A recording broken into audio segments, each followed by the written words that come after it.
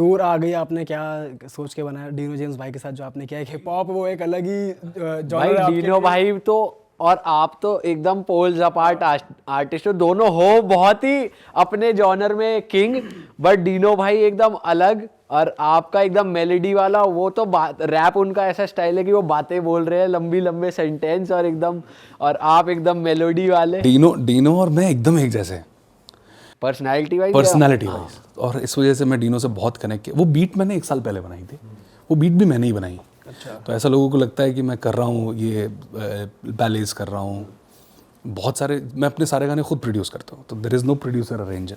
तो ये बीट मैंने बनाई थी और ये हुक मेरे पास था, दूर आ गए।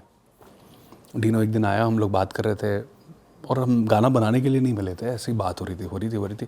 एक बीट सुनाई, उसने साइफर करना शुरू कर दिया, फिर मैंने मुखड़ा लिखा उसका, उसने अपना रैप लिखा, फिर मैंने अपना अंतरा बनाया, उसने अपना एक और रैप लिखा और गाना बन गया। अब डेली प्यार दे रहे हैं लोग उससे। वीडियो का कॉन्सेप्ट भी अलग है उसका। वो पूरी तरीके से डीनो का क्रेडिट है, और हिमांशु जिसने बनाया वीडियो उसका क्रेडिट है, क्योंकि पहली बार सूट पहना है मुझे, वो भी पीच कलर का। और मैं ब्लैक पहनता हूँ अक्सर। ब्लैक क्यों पहनते हो आप अक्सर? ब्लैक में आदमी एक तो पतला लगता है और सीधा दिखता है। गलत कह रहे हो वहाँ देखो। सीधे तो नहीं है। सीधा है एज इन आपका जो पॉस्चर है वो सीधा दिखता है। तो उसने बहुत सारे कलर्स से प्ले किया और उसने मुझे ये कॉन्फिडेंस दिया वीडियो ने, सबने बोला आप बहुत अच्छे लग रहे हो। तो फिर मैंने बहुत सारे वीडियो शूट कर दिया। अब अच्छा लग रहा हूँ तो देखो। अब आप कोलैबोरेशंस भी काफ़ी कर रहे हो ना, अभी फुकरा भाई के साथ भी आपका ट्रैक। हाँ, अभिषेक बहुत अच्छा है। अभिषेक के साथ कुछ और भी करेंगे। कुछ आने वाला है हम लोगों का, बहुत दिन से लोग मांग रहे हैं, उसके फैंस ट्विटर पे मैसेज करते रहते हैं। अभिषेक आए थे हमारे स्टूडियो और बहुत मज़ा आया उनसे, वो और मनीषा दोनों आए थे, बहुत मज़ा आया उनसे मिलके। यार कोलैबोरेशन नहीं करोगे तो आप बोरिंग हो जाओगे। सही बात। फिर से वही बात, संग में होने वाले गीत को संगीत कहते हैं। संग का मतलब होता है समूह। एक अकेला आदमी कभी सक्सेसफुल नहीं हो सकता, उसके पास एक टीम होनी चाहिए। मेरे पास मेरी टीम ना हो मैं कुछ नहीं कर सकता। आपकी टीम में कौन कौन है? मेरी टीम में मयूर है मेरा मैनेजर, पूरा स्टूडियो संभालता है गौरव, कार्तिक है, मनीष है, बिखाल है मेरा असिस्टेंट, त्रियांकु है, कौशल है, राइटर है, राजशेखर हैं, सभी टीम है यार। अब इरशाद भाई काम कर रहे हैं, मनोज मुंतशिर हैं, सारे लोग जिन्होंने हमारे साथ काम किया। बट मेरी जो इंटरनल कोर टीम है ना, इसके बगैर सब कुछ बेकार है। I can't, so I will try. Even if I'm going to a foreign country, I'll take all 20-25 of them. Kapil ने तो मुझसे सवाल पूछा थे, उसने बोला इंडस्ट्री में रूमर है कि विशाल जहाँ जाते हैं पूरा मेला लेके आते हैं लोग। 25-30 लोग। यहाँ पे तो आप 4 को ही लाए। हमारे बाकी मीटिंग कर रहे हैं, शोज भी तो करने। अगली बार उन्हें भी लेके आना, सबसे मिलना। भाई कह रहे तुम कपिल थोड़ी हो, तुम्हारे यहाँ इतने ही बहुत है। नहीं, ये तो ज्यादा होमली है ना यार, कपिल का तो शूट वूट होता है। अरे जो आपने बताया था स्टार्टिंग में कि मुंबई के टाइम पे 7-8 लोग आप एक कमरे में रहते थे, एक फ्लैट में, तो उनसे भी आप भी हैं कनेक्टेड वो लोग? हाँ, सब एकदम जैंगो टाइप के लौंडे हैं सारे। बहुत अच्छे हैं यार, सबसे कनेक्टेड हूँ मैं सबसे कनेक्टेड हूँ। मैं किसी को ना कभी छोड़ा है ना कभी छोड़ूंगा। लोग मुझे छोड़ के जाना चाहे तो जा सकते लेकिन सबसे कनेक्टेड यार, प्यार ही सच है दुनिया का, इस और कोई सच ही नहीं है। सब कुछ मिथ्या है, बाकी सब कुछ फेक है। वैसे कभी कोई छोड़ के गया आपको, एज इन लाइक दोस्त कोई धोखा दे गया, धोखेबाज दोस्त? दोस्ती में गद्दारी बहुत लोगों ने गद्दारी की, बट वो गद्दारी थोड़ा ना है। जो गद्दारी करते वो आपका दोस्त नहीं, जो दोस्त है वो गद्दारी करेगा नहीं। मैंने लाइफ को बहुत सिंपल रखा है यार। मैं येलो को येलो बोलता हूँ, मैं ब्लू को, अगर ये ब्लू है तो, या टर्कवाइज है तो टर्कवाइज बोलता हूँ। मेरे पास कोई कन्फ्यूजन नहीं है। मैं अपनी कला में इतना सरोबोर हूँ कि इतना डूबा हुआ हूँ कि मुझे किसी का गलत दिखना भी बंद हो गया। And as art evolves inside you, I feel आपको लोगों की बुराइयाँ दिखना बंद हो जाती हैं। सब अच्छा लगता है, तो मुझे सब अच्छा लगता है। Everything is okay. अच्छा भाई, आपने आतिफ असलम के साथ भी काम किया हुआ है। हाँ, और उस टाइम वो लेजेंड था जब आपने काम किया। अभी भी है। तो उनके साथ कैसा था काम करना?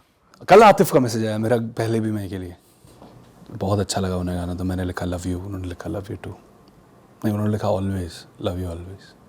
यार कमाल है यार। सब जो भी किसी भी स्ट्रीम में, किसी भी क्षेत्र में अगर कोई पीक पे है ना, तो मतलब वो कमाल है। अब आप उसको क्रिटिसाइज करें, आप उसको उसकी तारीफ करें, वो बगैर कमाल हुए वहां पहुंच नहीं सकता। कुछ तो कमाल ऊपर वाले ने उसे दिया है जो बाकी 140 करोड़ में नहीं है। अब आप लोग हैं, आप पॉडकास्ट करते हैं, लोगों के पास 50 चीज़ें हो सकती हैं, मेरे बारे में 50 ओपिनियन हो सकते हैं, आतिफ के बारे में हो सकते हैं, अरिजीत के बारे में हो सकते हैं, but there is some magic that is why people work. और उस मैजिक को अगर आप रेस्पेक्ट करना शुरू कर दें तो फिर आपके जीवन में कभी कोई कन्फ्यूजन होगा ही नहीं। Atif is magical, he has a voice that is magical. I love him as a person and I am so glad कि मैं उसे जानता हूँ, वो जिस तरह के इंसान है।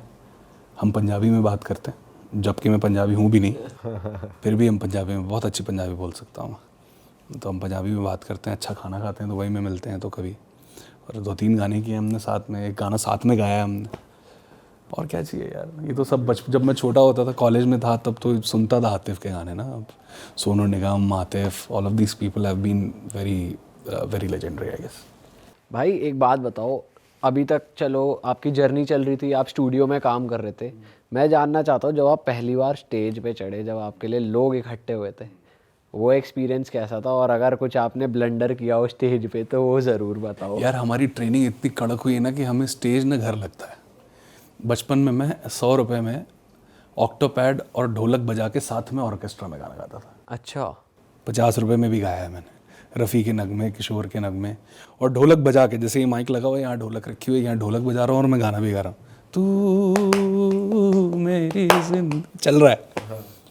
जब आपकी ये ट्रेनिंग होती है ना तो कुछ ज़रूरी नहीं होता आपके लिए। सारे जो बहुत सारे चोचले होते हैं स्टेज पे, इन years and consoles and music, I treat it like I like it. पर कभी कभार ये होता है ना कि ऑडियंस आपका साथ नहीं दे रही होती, ऑडियंस भी थोड़ा ही होती। मतलब आप जब प्राइवेट गिग्स करते हो तब ये मोस्टली हो जाता है कि शादी ब्याह का मौका है। प्राइवेट गिग्स तो मैं करता ही नहीं हूँ। अच्छा। मैंने ये बात इस ईयर डिसाइड करी कि मैं प्राइवेट गिग्स नहीं करूँगा, क्योंकि यार आपकी कला बहुत महंगी होती है और एक आर्टिस्ट को सिर्फ और सिर्फ अप्रिसिएशन चाहिए होता है। और आप जब जाते हो, आप जनता के बीच जाते हो, 10-15 हज़ार, जब हम दिल्ली कॉन्सर्ट करेंगे आप देखेंगे 25-30 हज़ार लोग आएगा, वो 30 हज़ार इंसान आपके गाने सुन रहा है 5 साल से। वो जो कनेक्शन, वो जो कॉन्वर्सेशन है ना जनता और आर्टिस्ट के बीच में, और ये आर्टिस्ट 50 रुपये के गाने गा के आया है, इसने 500 रुपये का टिकट खरीदा है, पर ये इसके गाने के साथ डेली सोता है या सोती है, ये इस ख्याल के साथ सोता है कि ये 20 हज़ार लोग आएंगे तो मैं इनके साथ वक्त बिताऊंगा। ये कॉन्वर्सेशन एक इस धरती की सबसे खूबसूरत कॉन्वर्सेशन है, तो वो बहुत कंफर्ट करती है मुझे। And I love the stage. जितना मैं स्टूडियो से मोहब्बत करता हूँ उतना ही मुझे लोगों से इंटरेक्ट करना और बात करना अच्छा लगता है। एंड आई कांट वेट कि यार कब हो इन सब जगह। हम एक टूर अनाउंस कर रहे हैं, इंडिया टूर, बहुत जल्दी। ऐसे ऐसे शहर जाऊंगा जहाँ पर लोग टिकट खरीद सकते हैं और जहाँ नहीं खरीद सकते हैं, जो छोटे छोटे शहर हैं जो हमने डिसाइड किया है कि जैसे गांव खेड़े में जहाँ कोई आर्टिस्ट नहीं जाता, जहाँ शोज़ नहीं होते, हम वहाँ भी शोज़ करेंगे। उन्नाव में करो? उन्नाव में करेंगे, उन्नाव में करेंगे। उन्नाव में आएंगे 4-5 लाख लोग, पक्की बात है। 100%। और फ्री में बुलाऊंगा मैं लोगों को। ऐसी हर जगह, मैं आपके पॉडकास्ट से बोला, हर जगह जहाँ लोग अफोर्ड नहीं कर सकते एक आर्टिस्ट को बुलाना, जहाँ आर्टिस्ट परहेज करता है जाने के लिए क्योंकि वहाँ पैसे नहीं मिलते, मैं हर उस जगह जाके फ्री में शो करूंगा ताकि जनता को एंटरटेन कर सकूँ। क्या बात। That's all. भाई कभी होते हो नर्वस इतनी जनता के आगे? अरे भाई नर्वस, तुम्हारे सामने नर्वस हो, तुम जनता की बात कर रहे हो। आप तो भाई आप स्टैंड कॉमेडी करते हो, आप तो हमें सारे हो। नहीं यार, नर्वसनेस तो यार एक वक्त के बाद नर्वसनेस नहीं होती, डर होता है। डरता बहुत हूँ मैं कि यार ये गाना बनेगा कि नहीं बनेगा, पियानो बजेगा कि नहीं बजेगा, कल सुबह उठूंगा धुन बना पाऊंगा कि नहीं, गा पाऊंगा कि नहीं, स्टेज पे जाऊंगा कहीं खराश तो नहीं आ जाएगी, माइक चलेगा कि नहीं, और कुछ नहीं होता। लेकिन पहला सुर जब लगता है ना तो फिर इबादत होने लगती है। फिर ऊपर वाला बात करता है, ऊपर वाला कहता है कि चल अब गाते हैं। और सिर्फ एक ही इमोशन होता है अंदर यार कि ये जो बंदे खड़े हुए ना सामने, इनको मुझे इनकी ज़िंदगी की सबसे खूबसूरत रात देनी है। और जब आप ये सोच के जाते हो और आप इंजॉय करते हो अपनी सिंगिंग को, तो सब फिर एक हो जाते हैं सारे, एक एनर्जी बन जाती है। फिर वो कमाल ही होती है, उसको ज़िंदगी भर याद रखते लोग। सही कह रहे हो भाई। ये ना मतलब हम भी बहुत ज़्यादा कौन सा बैंड था वो जिसकी वीडियोस देखता था तू, जो अंग्रेजी बैंड है वो, वन डायरेक्शन। वन डायरेक्शन की वीडियोस देखते, कोल्ड प्ले के कॉन्सर्ट्स, इनफैक्ट अब तो दिलजीत पाजी ऐसे ऐसे कॉन्सर्ट के कमाल बाद है यार। आफ्टर मूवी डालते हैं ना, लोग रो रहे होते हैं। औजला पाजी हो गए, जब लोग रो रहे होते हैं तो ऐसा लगता है यार काश हम भी इतना अच्छा गा पाते कि लोगों को वो मोमेंट वो जो वीडियोस देखते हैं ना, ऐसा लगता है यार किस फील्ड में घुस गए, सिंगर ही हो जाते हैं यार। हाँ यार, कि हम सोचते हैं हम डीजे बन जाते हैं यार। गा तो नहीं सकते, बजा सकते हैं, नचा नचा के पागल कर देंगे। लेकिन भाई आप बहुत ब्लेस्ड हो, आप मतलब जितना आप सोचते हो, आपको पता भी होगा कि मैं बहुत ब्लेस्ड हूँ, लेकिन आप उससे बहुत ज्यादा मुझे लगता है तुम लोग भी बहुत ब्लेस्ड हो। ये बहुत मुश्किल काम है यार, क्योंकि कभी कभी कोई इंसान ऐसा भी आता होगा जिसकी एनर्जी मैच नहीं करती होगी, लेकिन उसको भी पब्लिक के अनुसार एंटरटेनिंग बनाना बहुत मुश्किल काम है। So I respect you all a lot. Thanks भाई। थैंक यू भाई, लेकिन अब मैं होप करता हूँ आप दिल से कह रहे हैं, बिकॉज ये काम तो मुझे लगता है आसान है हमारे लिए। मैं दिल से ही कह रहा हूँ, वरना बोल देता हूँ अच्छा नहीं लग रहा। अब दिल से कह रहे हो, पता लग रहा है, अब सही है। वो भी दिल से, बहुत मुश्किल काम है यार। मुझे किसी से बात निकलवाना, देखो बात सवाल पूछना बहुत आसान है, लेकिन बात करने देना, एक कॉन्वर्सेशन तभी हो सकती है जब दूसरा, जो दो बंदों में से एक बंदा ऐसा हो जो सुनने के लिए तैयार हो। मुझे ये कॉन्वर्सेशन में मज़ा इसलिए आ रही क्योंकि मेरी ज़िंदगी बहुत मोनोटोनस है। मैं सुबह उठता हूँ, मैं गाने बनाता हूँ, वो चीज़ एक ही चीज़ आती है मुझे, गाने बनाना, गाना गाना और गाने, पियानो बजाना, 28 इंस्ट्रूमेंट्स बजा लेता हूँ। तो मैं अपने गाने खुद प्रोड्यूस करता हूँ। बट ये एक सर्कल है लाइफ का जो सालों से चल रहा है। मैं दिल्ली आया हूँ किसी काम से और मैं 3 नई एनर्जीज़ के साथ बैठा हुआ हूँ जो कि अपने से भी लग रहे हैं, मुझे लग रहा है कि मेरे जैसे ही बैकग्राउंड के होंगे और वो सुनने के लिए तैयार हैं जो मेरे पास है, जो शायद किसी की ज़िंदगी में कुछ अहमियत रख सकता है। That is when a conversation happens and it's very difficult to listen. और भाई तारीफों का सिलसिला चल रहा है, तो मैं आपको वैसे सच बता दूं कि हम भाई बहुत लोगों के साथ बैठते हैं हाँ। और हार्डली 10 मिनट लगते हैं। आप भी इतने लोगों से मिलते हो, लेकिन आज जेन्युइनली ऐसा फील हो रहा है कि किसी कलाकार के साथ बैठे हैं, कि जो एक्चुअली कलाकार हो, जिसके अंदर अपनी कला को लेके इतना प्यार है। Thank you. और ये चीज़ ना मैंने भी इसलिए बोली आपसे कि आई होप आप दिल से कह रहे हैं, बिकॉज क्या होता है, जैसे हम भी 4 लोगों से मिलते हैं, किसी आर्टिस्ट से मिलते हैं, मतलब बीट एंटरटेनर या स्टैंड अप कॉमेडियन या फिर सिंगर राइटर, हम कुछ बोलते हैं ना कि यार तुम्हारा ये अच्छा है, तो वो आगे से बोलता है तुम्हारा ये कितना अच्छा है। तो मुझे लगता है ये जेन्युइनली कह रहा है या फिर ये मैंने इसको बोला इसलिए कह रहा है, तो ये फील ना आ जाती है। ये तुम लोग बहुत अच्छा करते हो। मैं तो देखता हूँ, मैं बता ही रहा था, मैंने एक बंदे के ब्लॉग्स देखने शुरू कर दिए तुम लोगों की वजह से। क्योंकि उसने बोला मैं यहाँ गया था, यहाँ पे एक बंदा था, ऐसा था, तुम लोगों ने पूछा अच्छा वहाँ पे तकलीफ है, नॉर्थ कोरिया में कैसा लगा। बोला अब नॉर्थ कोरिया जाना पड़ेगा लगता है। It's very difficult to make it catchy, because कितने सारे लोग कर रहे हैं यार, सभी पॉडकास्ट कर रहे हैं, हर आदमी माइक रख के पॉडकास्ट कर रहा है, and to stand out you need. Similarly हर लोग कवर बना रहे हैं माइक रख के, यही माइक होता है, कोई पॉडकास्ट कर रहा है, कोई कवर कर रहा है। तो भाई वैसे आप कैसे देखते हो इस चीज़ को कि अपॉर्चुनिटी, चलो अच्छी बात है, इजी हो गई है, बट आपको नहीं लग रहा बहुत ज़्यादा ही इजी हो गई है कि कई बार ऐसा लगता है आपको कि यार ठीक है पर इतना डिजर्विंग नहीं है जितना एक गाना इसको दे गया, या इंस्टा पे ट्रेंड पकड़ लिया बट ये गाना उतना भी अच्छा नहीं, ऐसा? फिर से वही बात है, ये किसी ऐसे इंसान को लग सकता है जो अपनी कला को लेके बहुत भरोसेमंद ना हो, जिसको अपने ऊपर डाउट हो। आप अगर अपनी कला से प्यार करते हैं, आपको सबकी कला अच्छी लगती है, और जिसकी चीज़ कोई चलती है ना यार, उसमें कोई मैजिक होता है, कुछ मैजिक होता है। अगर कोई ट्रोलिंग वाली कोई मीम भी है, हर मीम तो नहीं चलती ना, एक स्पेशल टाइप की मीम ही क्यों चलती है इस दुनिया में। एक किसी ने कोई मीम बना दी और लोग हंस रहे हैं, उस पर पागल हो रहे हैं, फॉरवर्ड कर रहे हैं। It doesn't happen with all the memes that a page puts. एक ही मीम, 2 मीम, ये उसमें से चुन लो तो 10 मीम होती हैं जो स्टैंड आउट करती हैं। वो इसलिए होता है क्योंकि उसमें कुछ मैजिक होता है, वो मैजिक ही इस चीज़ को हिट बनाता है। तो आप कितने भी एक्सपोजर हो आपके पास, आप लाइफ में कितना भी अवेलेबल हो लोगों के लिए, अगर वो मैजिक मिसिंग नहीं है तो आप भीड़ में रहोगे। मेरे प्रोफेसर हुआ करते थे, उनका जीवी अजप्पा नाम था, लीगल ज्यूरिस्प्रूडेंस पढ़ाते थे। कौन सा, क्या नाम बोला? लीगल ज्यूरिस्प्रूडेंस, जो वकालत पढ़े हुए हैं उनको बताओ। लीगल ज्यूरिस्प्रूडेंस एक सब्जेक्ट होता है, बड़ा मुश्किल होता है। 86 उसमें ना जो लॉ है, कानून के अलग अलग अध्याय बताए जाते हैं। It's a very literature form of relating to law. जो वकालत पढ़ते हैं उन्हें बताओ। जीवी अजप्पा बहुत बड़े प्रोफेसर हैं, मतलब वॉज वेरी वेरी रिस्पेक्टेड, जिन्होंने नेशनल लॉ यूनिवर्सिटी बैंगलोर बनाया। ये भी जो वकालत पढ़ते हैं उनको बताओ। उनकी क्लास, हमारे 86 बच्चे थे, 6 आते थे उनकी क्लास में, और मेरे जाने का कारण अलग था, मैं उनकी क्लास के लिए नहीं जाता था। लेकिन क्या कारण था? मैं यार, लड़की का चक्कर बाबू भैया। लड़की वड़की का चक्कर नहीं यार। मेरा एक दोस्त था विकास शुक्ला, और बहुत मज़े आते, मौज आती थी उसके साथ। वो बहुत एजेड थे अजप्पा सर, तो we got to discuss our things. हम पीछे बैठते थे, बात करते थे, बहुत ओपिनियंस थे हमारे। जब वकालत पढ़ रहा था तो मैं बहुत ओपिनियटेड था, ये ऐसा नहीं होना चाहिए, ये ऐसा होना, इसने गलत किया, ये किया, वो किया, बहुत था मेरे दिमाग में। वक्त के साथ साथ वो ओपिनियंस ख़त्म हो गए मेरे।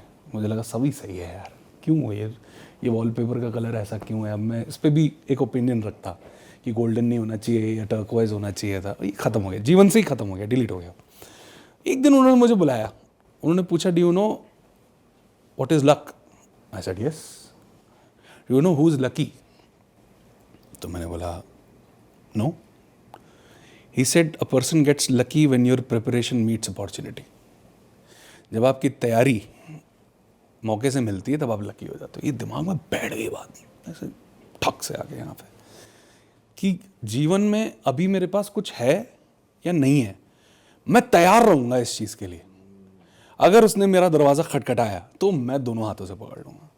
अगर आपके पास ये प्रिपरेशन है तो आप जीवन में कोई भी एक्सेस हो जाए, लाइफ कितनी भी ईजी हो जाए, कितना भी डिजिटल रहा जाए, till you don't have this attitude nothing is going to happen. भीड़ का हिस्सा बन के रह जाएंगे। अगर आपके दिमाग में ये चीज़ क्लियर है तो आप अलग शाइन करेंगे। हीरा 100 किलो सोना पड़ा हो, एक बड़े से हीरे का टुकड़ा पड़ा होगा ना, आदमी हीरा उठाएगा, क्योंकि वो जानता है वो चमक रहा है अलग दिखता है। वाह भाई, वाह भाई, वाह भाई सच बता रहा हूँ, हमने सोचा नहीं था ऐसी बातें होंगी पॉडकास्ट। और काफी डीप बातें हुई हैं भाई, मजा आ गया। भाई अब एक गाने का टाइम आ चुका है। कबीर सिंह का ही करते हैं, क्या बोलता है, वही सुना दो प्लीज।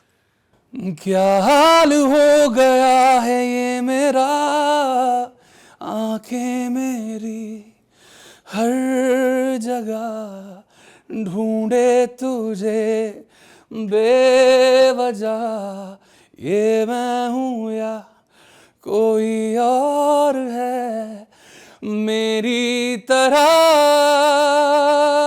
ओ कैसे हुआ तू इतना जरूरी, कैसे हुआ। वाह, मजा आ गया भाई, मजा भाई आ ये गया। तो थी हमारी रिक्वेस्ट, पर मैं चाहता हूँ आपका पर्सनल फेवरेट। सुना तो 5 मिनट बाद सुनाऊंगा। अच्छा 5 मिनट। 5 मिनट। आपको कभी ये फील हुआ है कि आपने कोई गाना बनाया तो आपने उसके लिए, जैसे होता है ना कि सोचते हैं कि यार ये गाना चलना चाहिए, पानी देना मुझे प्लीज। बट उसके बाद ये हुआ कि इतना हिट नहीं हुआ, इतना रिस्पॉन्स नहीं आया, तो आपको ये फील हुआ कभी कि भाई ऐसा नहीं होना चाहिए था, बुरा लगा उस चीज को? एक गाना था मेरा, मैं तारे तोड़ के लाऊं मेरे इतने लंबे हाथ नहीं, मनोज मुंतशिर शुक्ला ने लिखा था, नोटबुक का। नहीं चला वो, मुझे बहुत पसंद है, मैं रोता था वो गाना बना के। बट फिर क्या हो, कैसे हुआ आ गया, तो मुझे लगा यार भगवान ने क्या किया। देखो मैंने फिल्म फेयर के स्टेज पे ये बात बोली थी, मैंने बोला था कि जो भी ख्वाब देखते ना इस दुनिया में, मैं उनसे एक बात कहना चाहता हूँ। तो मुझसे एंकर ने पूछा क्या, मैंने बोला ख्वाब सच होते हैं। आप कभी मेहनत कर रहे हो, कोई चीज़ नहीं वर्क करी, यही ज़िंदगी है, बट वो इकट्ठा होता रहता है। पानी भरते जाओगे, भरता जाएगा, भर जाएगा तो छलक जाएगा। जिस छलकना इसी को सक्सेस बोलते हैं। तो भरते रहना चाहिए। ये सब सोचना बंद कर दिया मैंने कि अब ये चल रहा है, नहीं चल रहा है, इसमें कितने व्यूज़ आए, क्या हुआ क्या नहीं हुआ, क्योंकि ये सब मेरी कला को हैम्पर कर रहा है। मेरा काम है अपने कमरे में एक ऑनेस्ट गाना बनाना, जो कि एक आम से इंसान को जाकर लगे, तकिया बन जाए उसका, उसको पकड़ के वो सो सके। बस यही सोच है और कुछ है ही नहीं। भाई ये जो आप इतनी अच्छी और सुंदर बातें कर रहे हैं ना, ऐसा दिख रहा है, लग रहा है कि हाँ कोई बंदा अगर जर्नी जी के आ रहा है ना, जीरो से हीरो बन रहा है, स्ट्रगल देख कर पूरा सक्सेस ले रहा है, वही बंदा ऐसी बातें बोल पाता है कि वो खुद जी कर आया है। ये चीज़ झलक रही है आपकी जी कर तो आया हूँ मैं, कोई शक नहीं। हो सकता है कल मेरा ओपिनियन बदल जाए, मैं रेडी हूँ उस चीज़ के लिए भी। कल हो सकता है कोई नई चीज़ आ जाए दिमाग में, या उम्र कुछ और सिखा जाए, धीरे धीरे उम्र हो रही है।